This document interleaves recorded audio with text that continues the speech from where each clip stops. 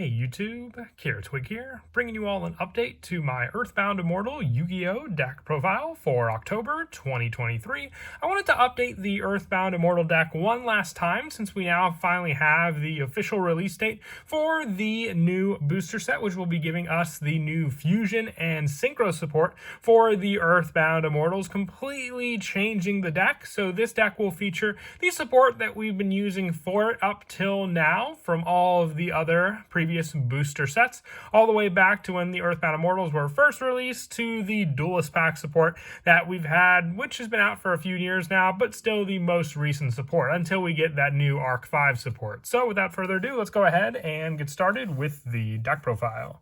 So for the actual Earthbound Immortal monsters, I'm only running a couple of the actual monsters since that's really all you need to run in the deck. The one copy of Earthbound Immortal Kokopakapu, there can only be one Earthbound Immortal monster on the field. If there's no face-up field spell on the field, destroy this card. Your opponent's monsters cannot target this card for attacks, and this card can attack directly. If this card destroys an opponent's monster by battle, inflict damage to your opponent equal to the destroyed monster's original attack. So then you have the option for the power of being able to have your Kokopakapu have more of a flame wingman-like card effect, and then also the one copy of Earthbound Immortal Uru. I find the more powerhouse Earthbound Immortals like Uru and Kokopakapu to be some of the stronger ones to use, just being able to once per turn tribute one other monster to then take one face-up monster your opponent controls to the end of the turn, just giving you more resources for your own plays, and also one copy of Earthbound Immortal Asilapiscu for the destruction power. Use just being able to destroy as many face-up monsters on the field when this card leaves the field, except by its own effect,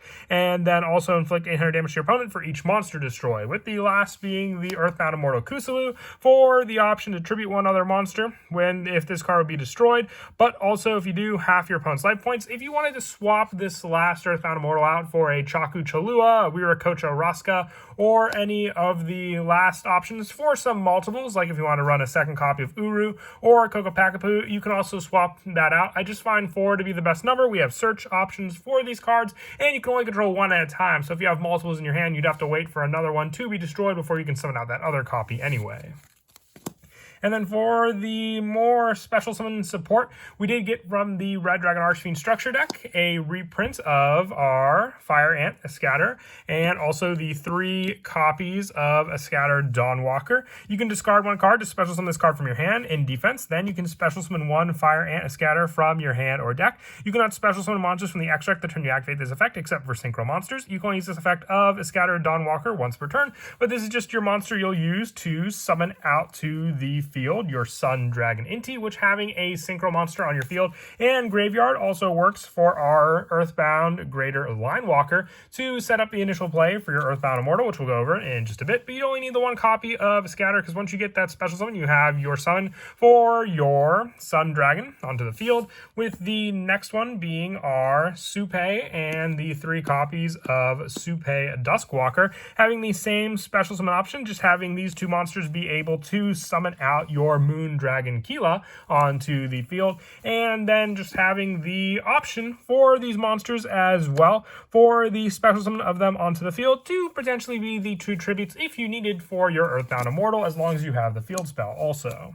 And then we're also running the 3 copies of Earthbound Greater Linewalker. If you control a synchro monster and have one in your graveyard, you can special summon this card. During your main phase, you can add one Earthbound Immortal monster from your deck graveyard to your hand. And if an Earthbound Immortal monster is normal summon while this monster is on the field, you can make your opponent's life points 3,000. You can only activate this effect of Greater Linewalker once per turn. So you have the play of you being able to add your Earthbound Immortal monster, make your opponent's monsters or their life points 3,000, which if you summon out either your Uru or Kokopakapu, that's enough with a direct attack to go for game right then and there against your opponent. And just having the search means it's the reason why I'm running 3 of this card, just so if we have this card in our hand, it's basically us also having the search for one of our Earthbound Immortal monsters.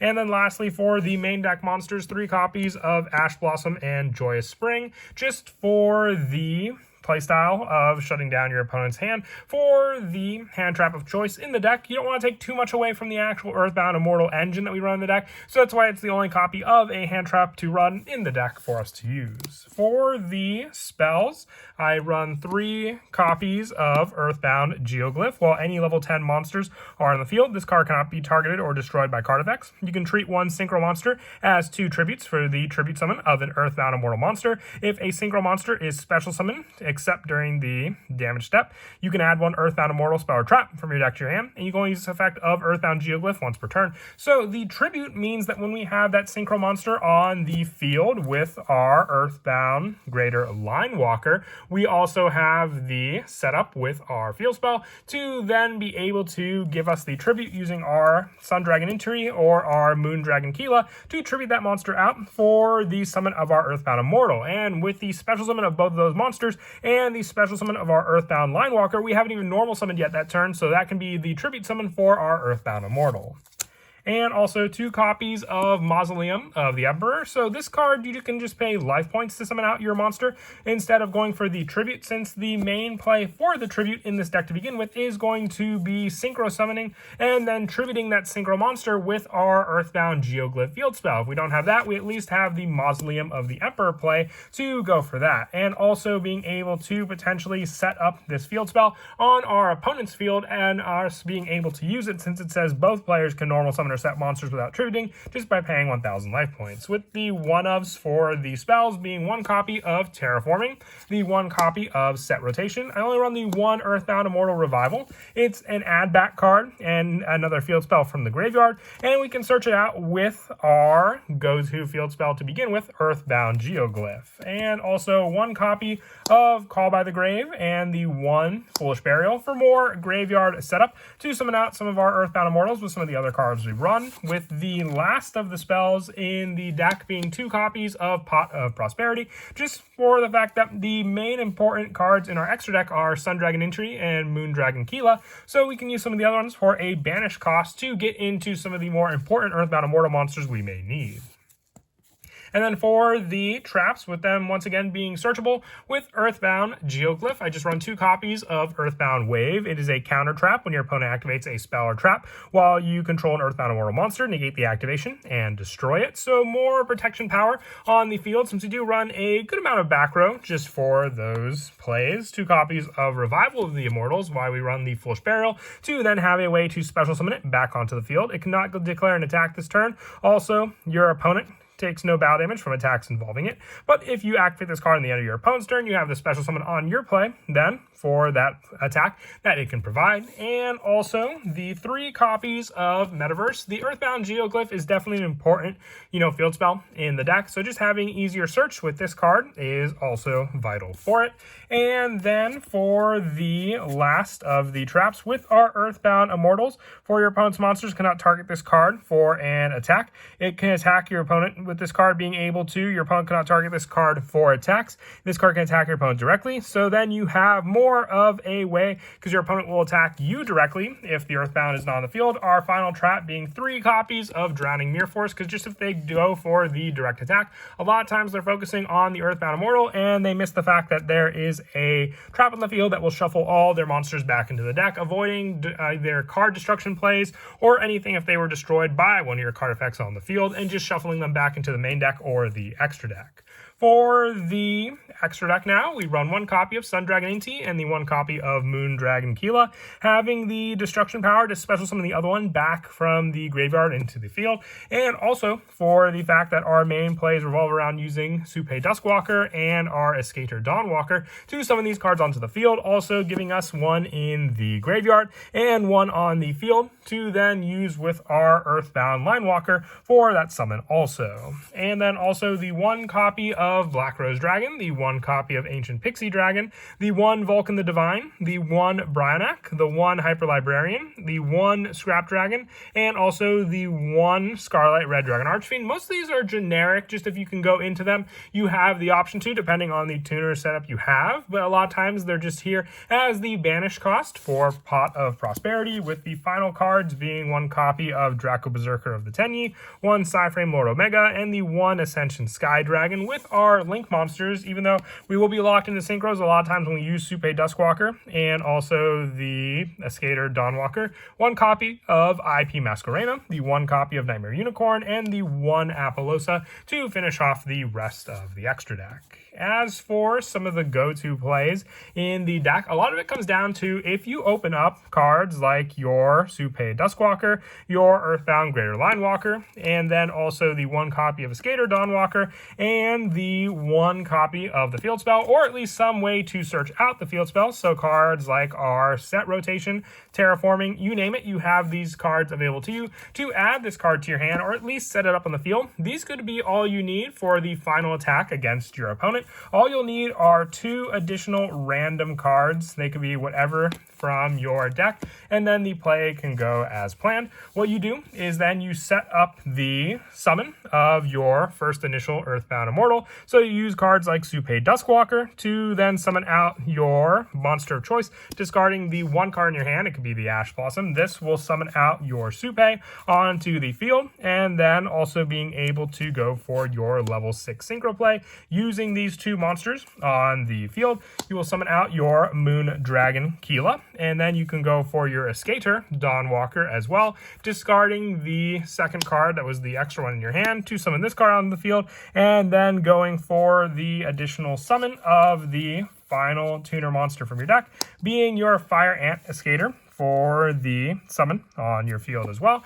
And then you go for the final synchro play here, being your Sun Dragon Inti, and then having the option for inflicting damage to your opponent equal to have that monster's attack on the field. Or you can go for the bigger play when you have these monsters as your summon on the field. You can even go for some of the higher synchro summons, or just the option for the additional monster summon on the field. You'll have your 2 Sun Dragon and Moon Dragons to use for your summons, but you have to have the 1 in the graveyard as well. So remember that play. That can either be done through going through a higher level synchro or adjusting your synchro play depending on the summon you go for with both of these monsters, using what you have on the field for the special summon of your monsters as well. Special summoning both of the resource that you had on the field with both of the monsters to begin with. So when you have all 4 of the monsters on the field, you can then use the respected cards depending on the summon you want to go for the specific synchro summon,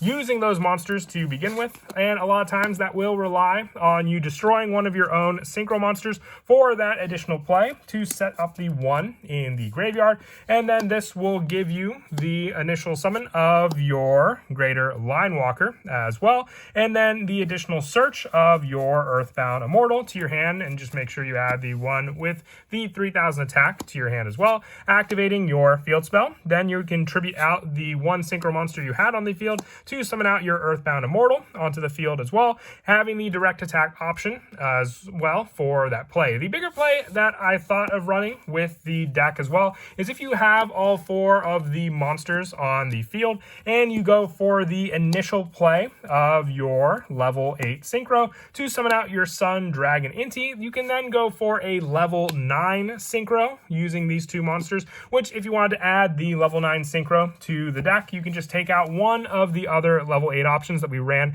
in the deck to begin with, or one of the lower level synchros as well. This will set up a level 9 synchro and have that other monster in your graveyard, since the only option for your Earthbound Greater Linewalker is for you to have the synchro monster and have one in your graveyard as well, which the fastest way, aside from destroying your Moon Dragon Keela or your Sun Dragon Inti, is to use them for a synchro play with the other tuner we had on the field, being the Supe monster to summon out. Either way, you're going to have to go for a level 9 synchro, because if you use the Escator Dawnwalker and the Supe, you'll have a level 6 being the Moon Dragon, and then the Fire Ant Escator as the final one on the field for that option to summon out your level 9 monster. It's the option you can go into. A lot of times you're not going to have all 4 of the cards in your hand to go for the Earthbound Immortal play.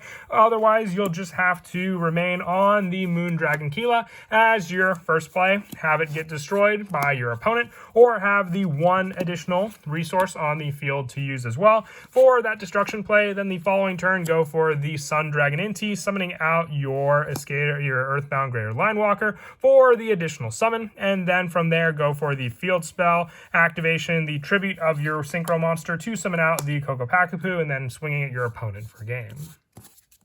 But that is it for the deck profile. I hope you all enjoy. Once again, we're going to be getting some brand new support in January, completely changing up the playstyle of the Earthbound Immortal deck, focusing more on the synchro aspect, but also having fusion and a bunch of new main deck monsters to run as well. And as always, until next time, please don't forget to leave a like and subscribe, and Kira Twig out.